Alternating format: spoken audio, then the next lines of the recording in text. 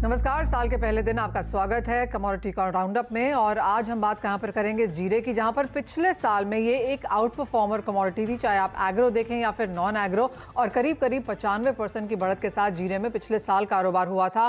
और आज फिर से नए साल में तेजी के साथ यहां पर ऑल टाइम हाइज हमने जीरे में बनते हुए देखे हैं। तो clearly masala pack is on fire. साथ ही बात करेंगे सोने चांदी की, जहां पर हमने फिर से तेजी लौटते हुए देखी है। 1800 के ऊपर पिछले साल की क्लोजिंग के बाद यहां पर फिर से बढ़त देखने को मिली है। तो क्लियरली सस्टेनेबल बेसिस पे, चार्ट्स पे अब $1800 यहां पर होल्ड कर रहा है। साथ ही बात करेंगे कच्चे तेल की, यहां पर भी बढ़त देखने को मिली है। चाहे आप पिछला हफ्ता देखें या पूरे का पूरा दिसंबर देखें, यहां पर बढ़त थी। अपने नवंबर के हाईज से ऑफकोर्स कच्चे तेल में भारी गिरावट देखने को मिली है, लेकिन आगे जाकर क्या क्यूज रह सकते हैं, कैसे करें आप कारोबार, बताएंगे आपको।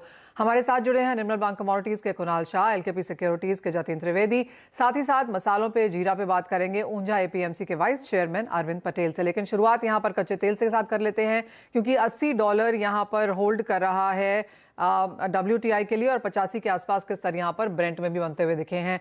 कुणाल, नए वर्ष की शुभकामनाएं आपको। कैसे देखते हैं कच्चे तेल के प्राइसेस? अब यहां से क्या करने की राय है? जी मनीषा जी, अपसाइड ही लग रहा है कच्चे तेल में। मुझे लग रहा है कि कच्चे तेल के प्राइसेस मौजूदा स्तर से भी ऊपर जाएंगे। इसका मेन रीजन है चाइना। और चाइना जो हिसाब से अपनी इकोनॉमी को ग्रेजुअल फेज में ओपन कर रहा है, वो हिसाब से चाइना से तकरीबन 1 मिलियन बैरल से ऑयल की डिमांड बढ़ सकती है। सो ये चीज मार्केट में फैक्टर इन नहीं थी, प्राइस में फैक्टर इन नहीं थी, जो अभी होने लगी है। सो 65-80 पे आप बाय कीजिए। 6700 6720 का टारगेट रख सकते हैं एक दो दिन में। और रुझान तेजी का रहेगा, और बाय डिप्स की रणनीति अपनानी चाहिए ट्रेडर्स को। जी। जतिन, आपका व्यू क्या है? आपका स्ट्रैटेजी कच्चे तेल पर रेकमेंड कर रहे हैं अपने क्लाइंट्स को, उसके साथ नेचुरल गैस पर भी अपनी राय दीजिए, जहां पर प्राइसेस वापस हम कमजोर दिख रहे हैं, 375 के आसपास ट्रेड कर रहे हैं एमसीएक्स पर। क्या करें इमीडिएट बेसिस पे? दीपाली, ये इमीडिएट बेसिस पे देखने जाएंगे तो ट्रेंड जो है वो थोड़ा पॉजिटिव ही है। शॉर्ट टर्म ट्रेंड जो है वो मुझे लग रहा है अभी भी कंटिन्यू रहना चाहिए। जिस हिसाब से पिछले महीने भी हमने देखा था कि वॉलेटाइल सेशन पहले हफ्ते में रहा था दिसंबर महीने में, उसके बाद एक अच्छी खासी तेजी जो है वो उसके अंदर देखने मिली थी क्रूड ऑयल के अंदर। तो ये जो कच्चा तेल है उसमें ये अभी भी मुझे लग रहा है थोड़ा सा ट्रेंड पॉजिटिव रहना चाहिए। जिस तरह से डिमांड साइड का जो आउटलुक बन रहा है चाइनीज इकोनॉमी ओपनिंग होने के बाद, यहाँ से टेक्निकली भी एक सेटअप जो है बहुत ही बेहतरीन है। एक रिवर्सल फॉर्मेशन देखने मिला था लास्ट वीक, और वहां से फिर वापस से सपोर्ट लेते हुए देखने मिला है।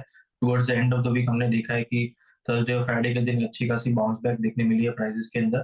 तो टेक्निकली मेरे हिसाब से जब तक 6400 के ऊपर ट्रेड कर रहा है, तब तक कच्चा तेल के अंदर जो है वो बाइंग मोमेंटम कंटिन्यू रहेगा इस हफ्ते।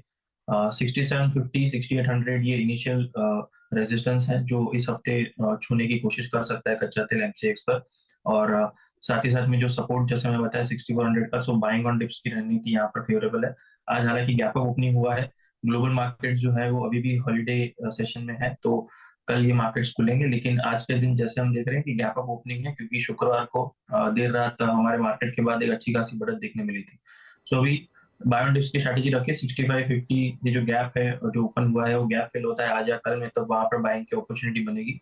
और हायर साइड पे जैसे मैंने बताया 6800 के टारगेट्स के लिए एम करें। इंट्राडे स्ट्रेटेजी नहीं रहेगी है, क्योंकि इंट्राडे में मार्केट्स जो है वो लो वॉल्यूम्स के साथ ट्रेड करते हुए देखने मिलेंगे, बिकॉज मार्केट्स क्लोज्ड है। कॉमेक्स और अन्य जो भी कमोडिटीज की मार्केट्स जो है वो, सो यहाँ पर जो व्यू पॉइंट है वीकली बेसिस पर है, इसको ये ध्यान में रख के ट्रेड कर सकते हैं।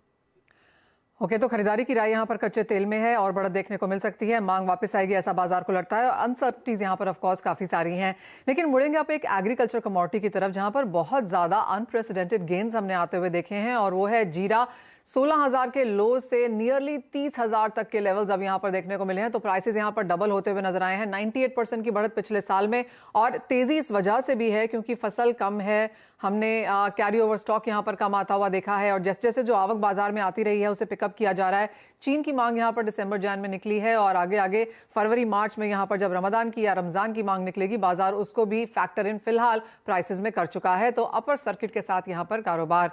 हमारे साथ ऊंझा एपीएमसी के वाइस चेयरमैन अरविंद पटेल हैं। अरविंद जी नमस्कार। अच्छी खासी तेजी है बाजार में, आवक कैसी है, क्या ग्राउंड फील है यहाँ पर फिलहाल? नमस्कार मैम।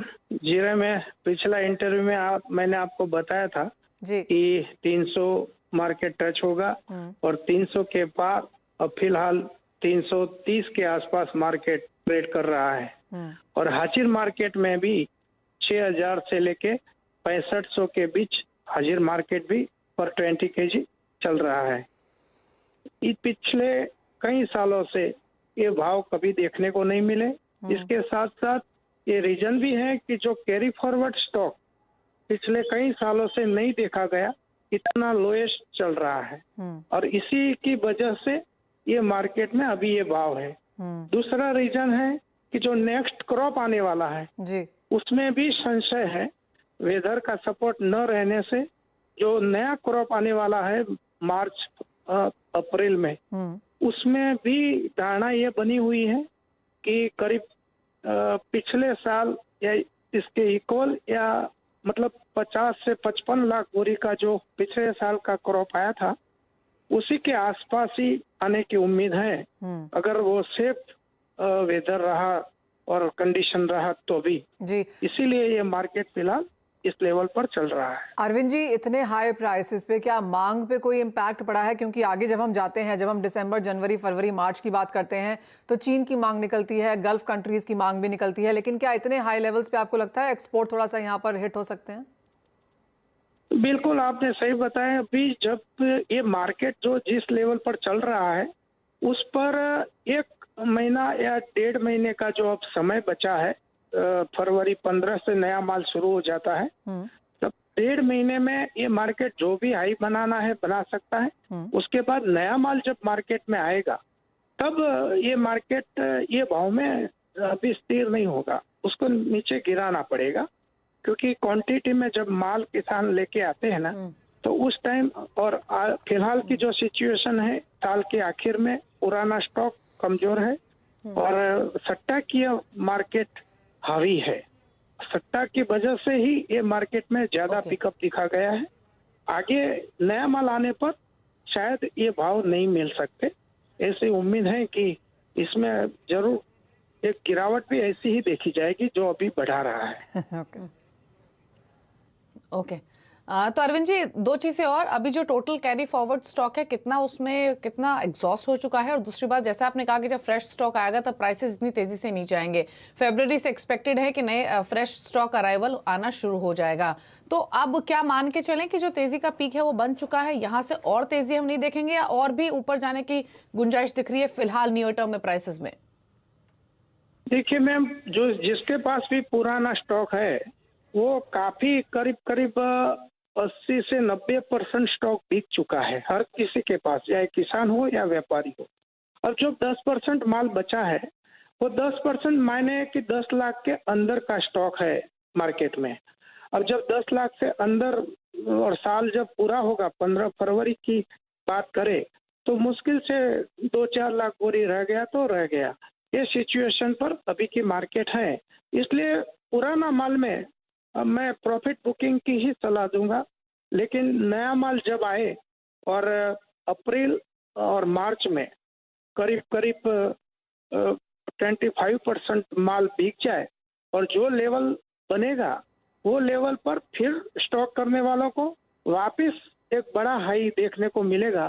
कुल मिला के मैडम, जीरे में ये साल अभी या बाद में तेजी का मूवमेंट बना रहेगा ये पूरे साल भर। ऑलराइट, यानी कि बढ़त तो यहाँ पर जारी रहेगी, लेकिन क्या करंट प्राइसेस यहाँ पर सस्टेन होंगे वो थोड़ा मुश्किल लगता है। कुछ मुनाफा वसूली नई फसल आने के बाद देखने को मिल सकती है, क्योंकि लेकिन पिछले साल का कैरी फॉरवर्ड स्टॉक नहीं है, तो जीरा आपकी वो कमोडिटी इस साल भी रह सकता है जो आपको आउट परफॉर्मेंस दे। क्लियरली किसी एसेट क्लास या किसी कमोडिटी ने 98% जैसी गेन्स यहाँ पर आपको नहीं बना के दिए हैं जो जीरा ने करके दिया है। जैसे मैंने आपको कहा 16,000 से ये साल स्टार्ट हुआ था 2022 और आज 32,000 के लेवल्स यहाँ पर हम आपकी स्क्रीन पे देख रहे हैं। अरविंद जी, बहुत शुक्रिया साथ जुड़ने के लिए। इसी के साथ एक ब्रेक के लिए भी रुकेंगे। कुणाल और जतिन हमारे साथ हैं। जब लौटेंगे तो बात यहाँ पर मेटल्स की करेंगे। प्रेशियस मेटल्स और बेस मेटल्स में क्या स्ट्रैटेजीज बना के आपको आगे चलना चाहिए, इस पर करेंगे चर्चा। आपका स्वागत है गोल्ड स्पॉट में। बात अब यहाँ पर सोने चांदी की कर लेते हैं, क्योंकि अच्छी खासी तेजी हमने यहाँ पर पिछले 2-3 महीनों में बनते हुए देखी है, जो अब भी यहाँ पर बरकरार है। कुणाल, कैसे देखते हैं इस बढ़त को, क्योंकि अनसर्टनिटीज तो बहुत ज्यादा है। डॉलर पर ऑफकोर्स यहाँ पर नजर रहेगी, और एक और चीज जिस पे बाजार नजर रखेगा वो है पेपर बाइंग या ETF बाइंग, जो पिछले साल काफी डिसअपॉइंटिंग रही है।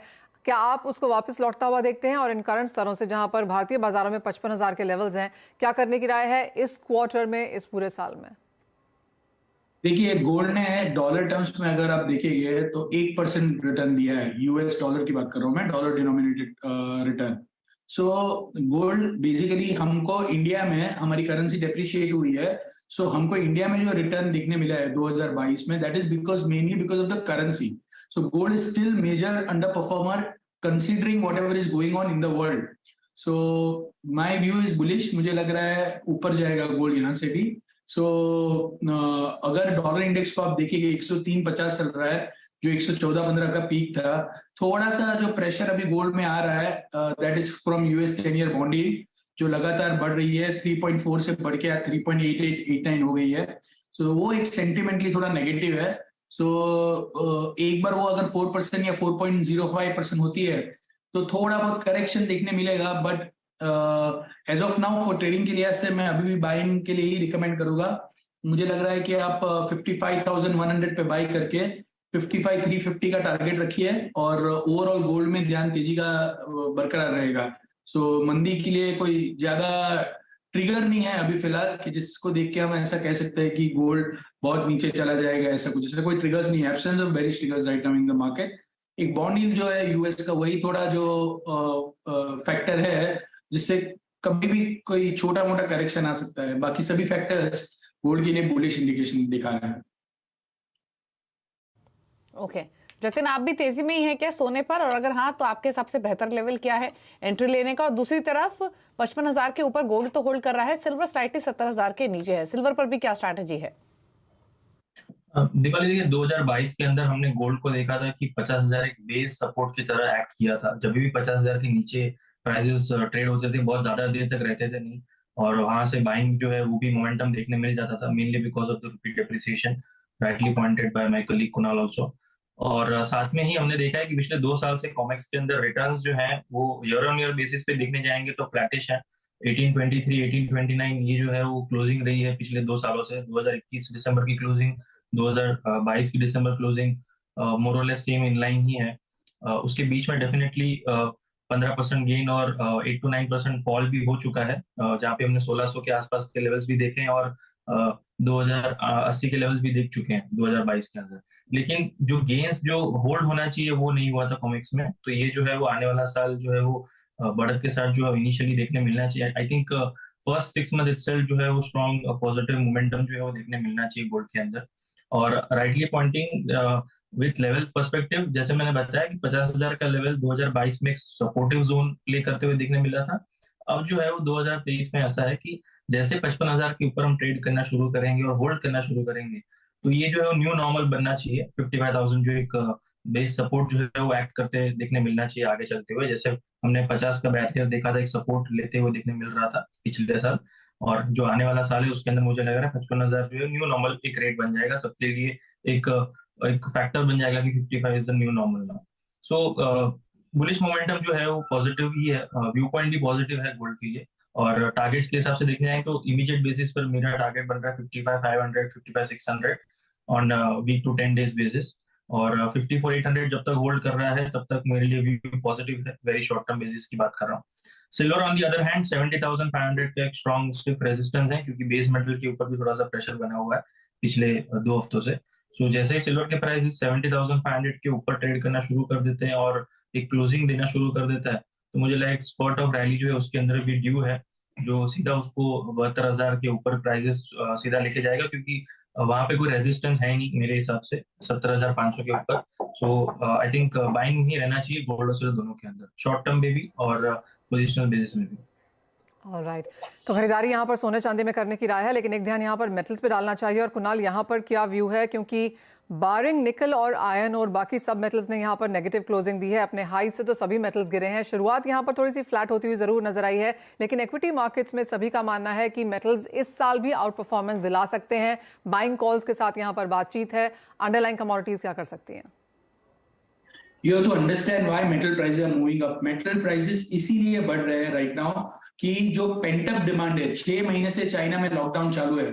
सो 6 महीने का ये जो लॉकडाउन है चाइना में, ये 6 महीने के बाद अभी ओपन अप होने के कारण, जैसे इंडिया में हमने देखा था जब इंडिया में कोविड के कारण लॉकडाउन आया था, उसके बाद सडनली टूरिज्म डिमांड स्पर्ट हो गई। सेम वे चाइना में 6 महीना लॉकडाउन के कारण जो डिमांड थी वो सप्रेस थी, वो सडनली सब डिमांड अभी निकल के आ रही है, इसके लिए बढ़ रहा है। अभी आगे जाके वेदर दिस विल कंटिन्यू और not, that remains to be seen, but at least for January month, जब चाइनीज न्यू ईयर के पहले ये जो बाइंग मोमेंटम है वो थोड़ा कंटिन्यू रह सकता है। सो एक ये जो अपसाइड आया है उसमें थोड़ा बहुत एक्सटेंशन देखने मिलेगा, बट बहुत ज्यादा बुलिश कहना थोड़ा डिफिकल्ट है from this junction.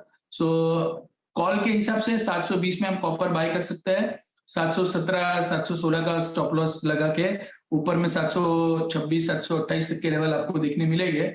But I am not, यहाँ से मैक्सिमम 750 रुपए तक कॉपर जा सकता है, उससे ज्यादा मुझे तेजी अभी फिलहाल समझ में नहीं आ रही है। जतिन, आपकी कोई पिक है क्या मेटल पैक से? दिवाली टॉप पिक के हिसाब से मैं देखने जाऊंगा तो मुझे लग रहा है अगर रिवाइवल आना है प्राइसेस के अंदर तो एल्यूमिनियम के अंदर आएंगे, वरना जो ये वीकनेस जो है दौर जो पिछले 2 हफ्ते से देखने मिल रहा था वो कंटिन्यू रह सकता है। सो अगर बेट्स लगाना ही है तेजी में तो एल्यूमिनियम पे लगाना चाहिए पोजिशनल बेसिस पर, वरना जो है वो काउंटर्स जो है वो साइडवेज ही रहेंगे। स्टार्टिंग में मुझे लग रहा है at least for the next month और सो ये जो साइडवेज मोमेंटम है वो कंटिन्यू रहेगा। कॉपर का 730 735 on the higher side, 710 705 on the lower side, ये रेंज रहेगी कॉपर के अंदर मेरी। और एल्यूमिनियम जो है उसके अंदर 220 का एक स्ट्रॉन्ग रेजिस्टेंस है, स्टिफ रेजिस्टेंस है, तो जब तक ये 220 के नीचे है तब तक मुझे लग रहा है साइडवेज मोमेंटम कंटिन्यू रहेगा इसके अंदर। 220 के ऊपर प्राइसेस ट्रेड करना शुरू करते हैं उसके बाद मुझे लग रहा है एक स्ट्रॉन्ग ब्रेकआउट है उसके अंदर, तो वहां से पोजीशन जो है मोमेंटम बिल्टअप होगा। लुक्स वेरी अनलाइकली कि इमीडिएट बेसिस पे होगा, it will take its own time things to develop, और फ्यू फंडामेंटल डेवलपमेंट्स जो है बाहर आने चाहिए, उसके बाद ही इसके अंदर जो है स्पॉट देखने मिल सकता है। सो इमीडिएट बेसिस से मेरा व्यू पॉइंट जो है वो साइडवेज टू रेंज बाउंड है सभी मेटल्स के अंदर। ओके, तो साइडवेज टू रेंज बाउंड रह सकते हैं मेटल पैक, लेकिन एल्यूमिनियम पर आप नजर रखकर चल सकते हैं। शुक्रिया कुणाल और जतिन, आप दोनों का ही आने के लिए शो में अपने व्यूज देने के लिए, स्ट्रैटेजीज शेयर करने के लिए। शो को समेटने का वक्त है, इसलिए मुझे मनीषा जी को दीजिए इजाजत। ब्रेक के उस पर आप देख सकते हैं फ्यूचर एक्सप्रेस सुमित मल्होत्रा के साथ। नमस्कार। बता दें कि मनी कंट्रोल पर दिए गए विचार एक्सपर्ट्स के अपने निजी विचार होते हैं। वेबसाइट या मैनेजमेंट इसके लिए उत्तरदायी नहीं है। यूजर्स को मनी कंट्रोल की सलाह है कि कोई भी निवेश निर्णय लेने से पहले सर्टिफाइड एक्सपर्ट की सलाह लें।